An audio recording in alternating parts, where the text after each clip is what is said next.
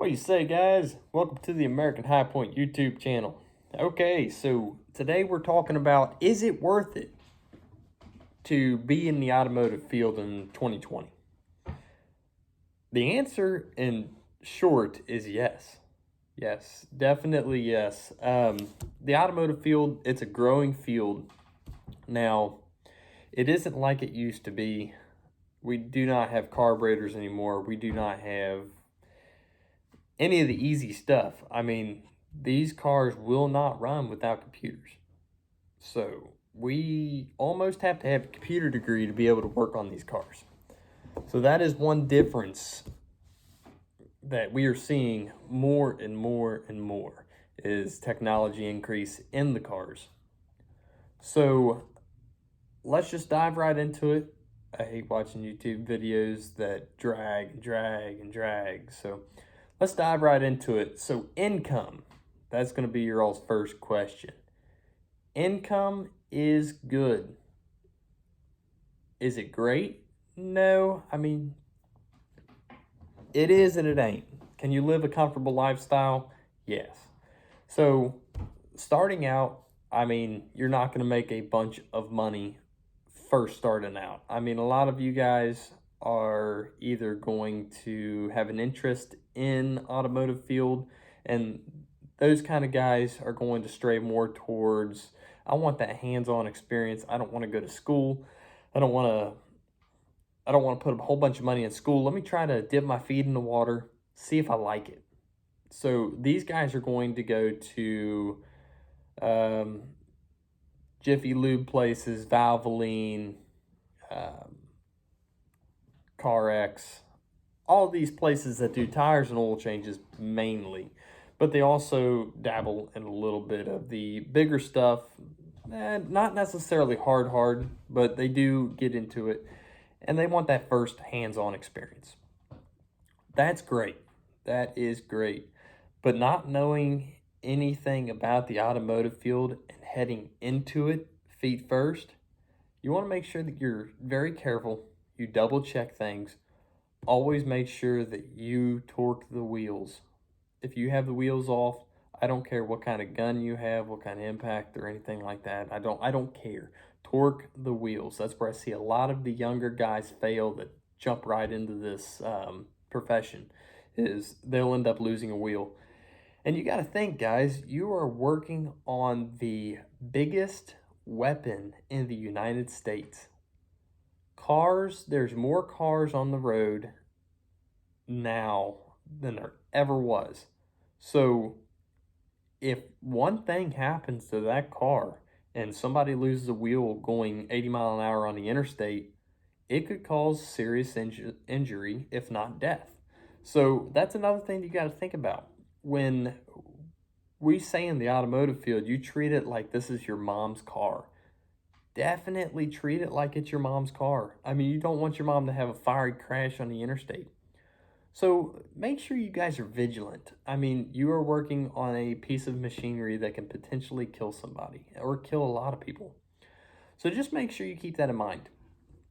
Another thing is that I see a lot of people run into with these Jiffy Lube shops that they first start out at is make sure you check the oil, double check the oil, make sure you have it topped off, make sure you have the drain plug tight, make sure everything that you worked on, you go over with a fine-tooth comb.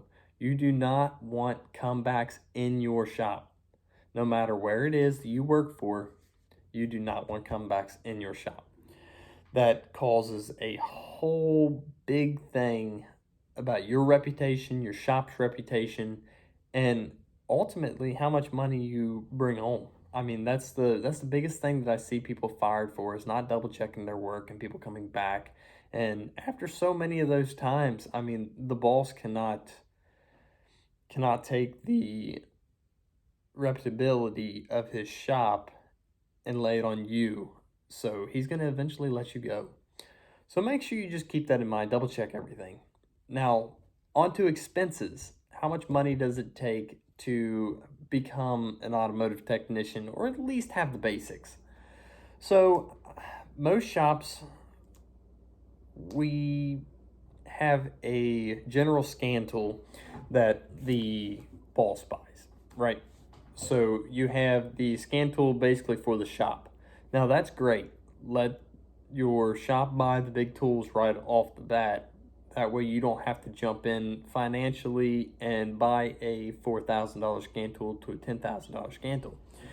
Now, the upside to buying your own scan tool is that you don't have to wait in line to grab that scan tool. Like we say in the shop, time is money. So the faster you can get something diagnosed, get it done, move on to the next job while you're waiting on parts, that's great. Because the more money you ultimately make for the shop, the more money you're going to bring in for yourself. Hourly or flat rate. I mean, that's what it boils down to.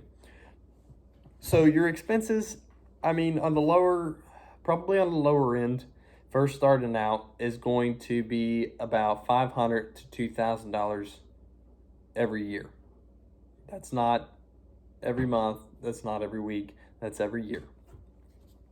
$500 is going to get you a pretty decent tool set from Craftsman or Husky or any of those main suppliers. Now, that is not, $500 is going to buy you a rail of sockets from Snap-on. I like Snap-on tools, they're quality tools. But when you are first starting out, you're not going to be able to spend that $8,000 to buy all name brand Snap-on tools. Now, should you buy Snap-on tools? Let's just say torque wrenches, for instance. So torque wrenches are a very vital piece to the automotive industry. That's what keeps everything in spec to where it should be. Would I trust a Harbor Freight torque wrench? They came out with some nice torque wrenches now. The electronical ones that they came out with for Icon now, yes, I would trust that. Would I trust the $10 one that they sell? No, not necessarily. And I'm not saying it's a bad thing to use that. If you're going to use that, you definitely need to make sure you torque it at a higher spec, just in case that torque wrench is off. So maybe 10 foot-pounds more if you're torquing a wheel. Let's say you torque a wheel to 110 foot-pounds. Go up to 120. It's not going to hurt anything. Your wheel's going to stay on. So make sure you just give it that option to be accurate if it isn't. But by all means, you should probably buy a Snap-on torque wrench. So the next thing is let's get into toolboxes. So what I have personally is a Harbor Freight toolbox. So with having a Harbor Freight toolbox, I might have spent $600 on my toolbox, which allows me in turn to buy more tools for the future. Now, Snap-on toolboxes are very high quality, very nice, along with Mac, Cornwell, Matco. All of those toolboxes are going to be nice. But you have to weigh in the fact that you are just starting your automotive career. Don't go out and spend a ton of money on a toolbox that you don't even know if you're going to like this career. So that's where I see a bunch of people make mistakes, and your toolbox is going to lose a lot of value over even the first year. I mean, you have to think you work in a extremely dirty and harsh environment every day. You work with chemicals. You are going to scratch stuff, which when you scratch a $600 toolbox versus a $6,000 toolbox, trust me, you feel better with scratching that $600 toolbox. Now, I have been in the automotive industry for 14 years now. I still have the same Harbor Freight box that I started with, but I have 3 of those boxes. So space-wise, they do take up a lot of space because the depth isn't there. So when it comes to depth, my socket trays, I cannot fit straight on. I have to put them sideways, which takes up a lot of room in my toolbox. So I can fit 4 socket trays in the top drawer of my toolbox, where I have to have 2 to fit all of my tools. So, and if y'all want to check that out, go to my Instagram, American High Point, And I'll put a link in the description below to my Instagram page. You can see my toolbox, my drawer review, everything else on there. See what kind of tools I have if you have any questions. So that's about it as far as your expenses go. I mean, just start out cheap, not too cheap, but medium. Husky and Craftsman are pretty decent tools. So if you got to start out with that, don't be ashamed to start out with that. That is what's going to give you a jump in your career.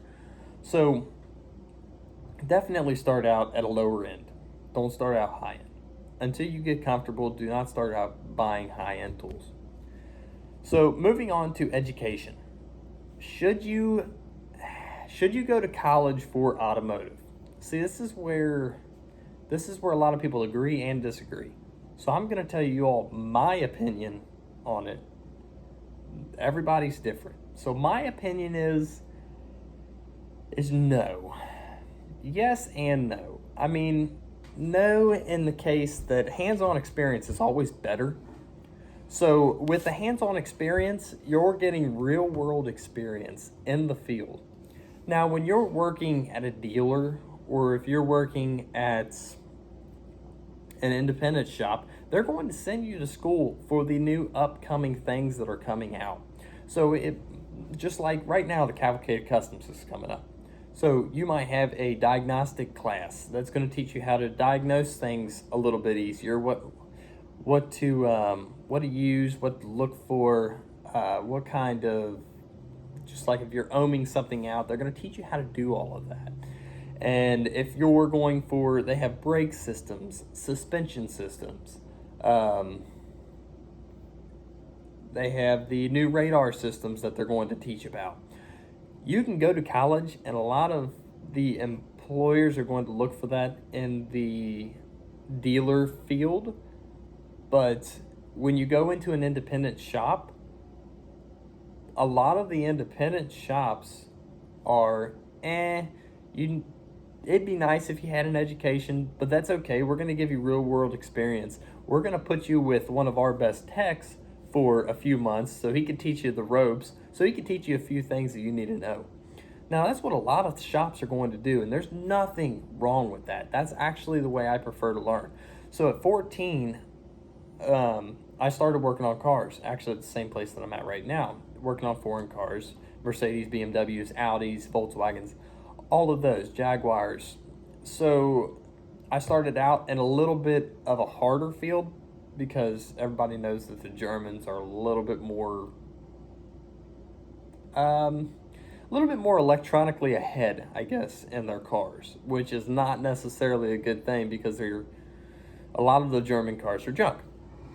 So by saying that, I started out at 14, real world experience on payroll, doing what everybody else was coaching me to do.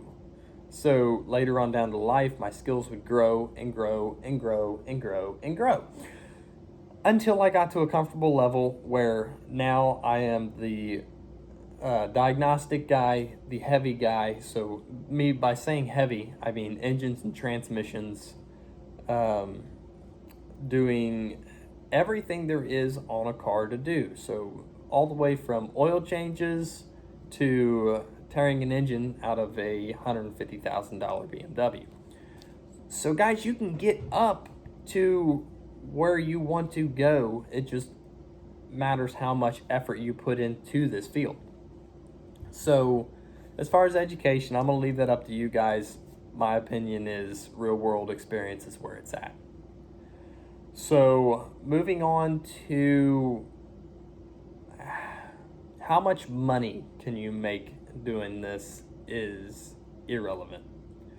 So like I was saying at the beginning, your lower end is going to be when you're first starting out. But when you get comfortable and you succeed in this field, you're going to be making 50 to 100 plus a year.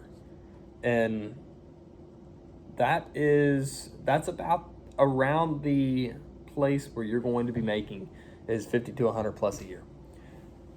So By saying 50 to 100 plus a year, is it going to be overnight? Do you work up to that? No, absolutely not. You're first going to start out at a job where you're making $25,000 to $30,000 doing oil changes and working off commission, scamming people. Don't scam people. If you have to scam people to make money in this profession, give it up. Just give it up. Because the best thing you have going for you is your integrity. So you don't want to get caught scamming people. I don't care if you're low in the lowest that you can get and you're broke. If you're broke and you cannot make it without scamming somebody and saying they need an axle because you notice that they're a little old, but they don't have any play in them. I'm not talking about leaking CV boots. I'm not talking about anything like that. You just tell them that they need axles because you know the customer's not going to look underneath the car. Don't do that, guys. Because in the off chance that the customer does look underneath that car, you look stupid. So try to be as honest with your customer as you possibly can. I mean, you wouldn't want to, going back to treat it like your mom's car, you wouldn't want to charge your mom an excessive amount for things that she don't need. Don't do it. I mean, I know it's nice to make money. I know everything else, but don't do it. Don't do that. It is not worth it in the long run for your business. So basically what I'm saying is 2020, we need automotive technicians. This is a dying field. I mean, we have a lot of people now sitting at home playing video games, drawing a check from the government. Nobody wants to do hard labor. But when you get into this field, it is going to be a rewarding field at the end. When you do your first engine job and you do that startup for the first time, there is no other feeling than hearing that thing purr like a kitten. Believe me. So if you want a rewarding field and you want to go home every night feeling that you accomplished something, get in the automotive field, guys. We keep the world moving. Without us, the world does not move. Everything is mechanical in this day and age. So without us, there are no jobs, there are no travel. You can't go to Florida like you want to with your family. Everything revolves around the automotive field right now. You're getting into a longevity job. Choose wisely and get into that field. American High Point out.